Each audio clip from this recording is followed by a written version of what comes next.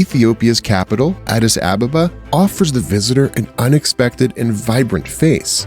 Roughly 83% of the more than 2.7 million inhabitants claim to be Christian. Salomé went to discover the rapidly growing MKC, the Meserete Kristos Church, and how they were impacted by years of persecution. When I've been asked to go to Ethiopia, I really love the idea of going there to film people to hear their stories. I believe in the power of stories, of people sharing what their experiences are, and also from different countries. I come from France, they are from Ethiopia. We have almost a million members now, but during persecution we were 5,000. What interested me in the churches in Ethiopia was what they went through persecution time. A communist military regime known as the Derg overthrew Emperor Haile Selassie in 1974, leading to an era of imprisonment and persecution of evangelical church members. Forced underground for a decade, MKC grew from 5,000 to 50,000 devoted members. Those people who came to the Lord during the persecution, those people were really very, very strong people, because they came deciding to die or to get into prison or that kind of thing. Any security person can put you in prison and torture you in the evening, the whole night.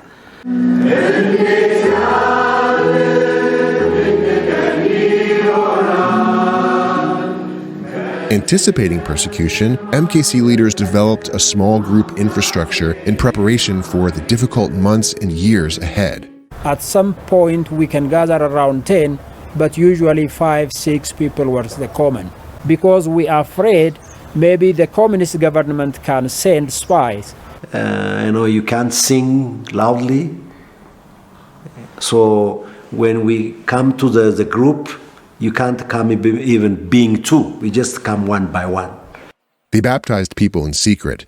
There was an old bathtub in which over 100 people got baptized during the Derg regime.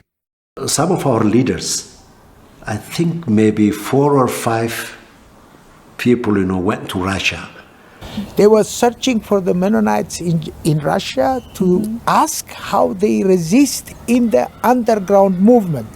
German Mennonites, together with Baptists and other Christians, were persecuted over decades in Russia. Approximately 4.5 million people with a German background emigrated from the former Soviet Union to Germany beginning in 1960. Their story is told at a museum in Detmold in Germany. Today, roughly 42,000 of these immigrants worship in Mennonite and Baptist congregations. So there were some books, coming into the country from Russia, like the book called Tortured for Christ, how the Russian Christians suffered. So we drove an hour away from Addis Ababa to meet Esther, an elderly woman, and meeting her was very encouraging to me because just the way she shared her stories about being imprisoned and about passing out Bibles to the prisoners, and as well as just standing very firm in what she believes in. We were sitting in the prayer room, surrounded by 200 people with guns.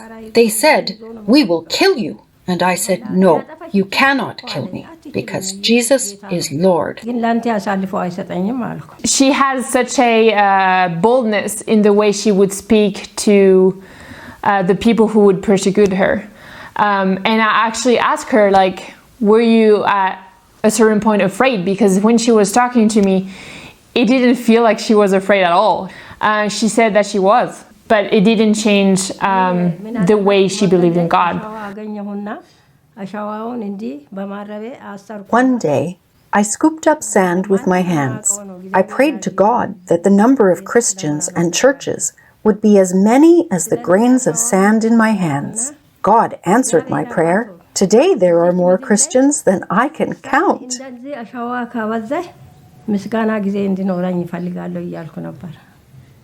As with the MKC, freedom of speech and worship came at a price. Colleagues of reformer Ulrich Zwingli in Zurich refused to baptize children.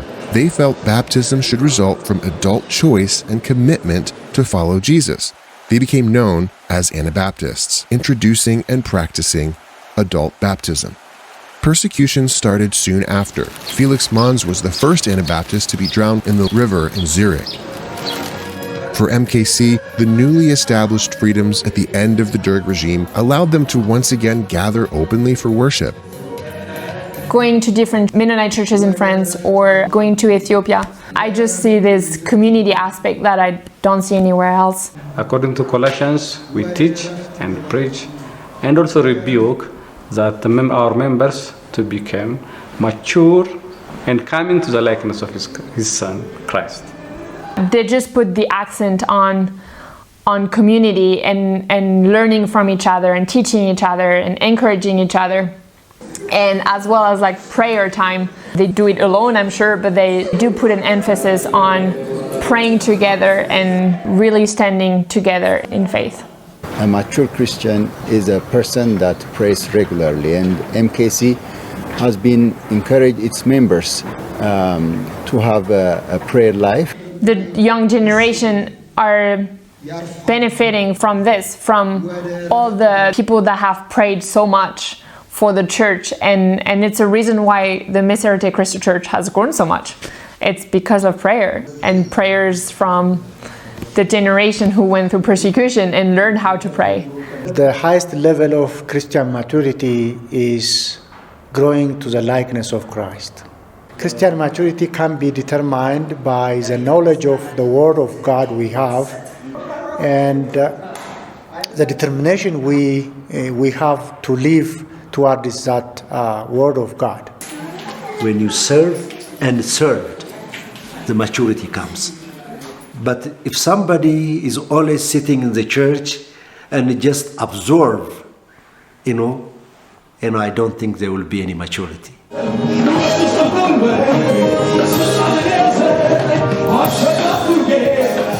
The leaders of the Meserete Kristos Church empowered the younger generation to not run the church, but give their ideas so that it grows. And I think it's this empowerment that they have given to the young generation that is helping today the church to grow, because they are the one who are going to lead the church.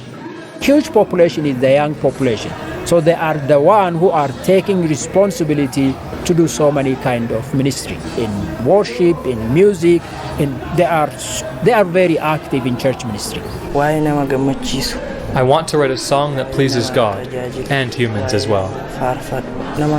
The youngsters, they use almost every kinds of instruments available, and this helps to keep them in the church and also for evangelizing the young groups outside the church. Music today has significantly moved from where it was, at least I think so, in terms of how powerful it is to attract young people. Leaders have been quite helpful in terms of not being narrow and in terms of letting young people explore music to get to the message that they want.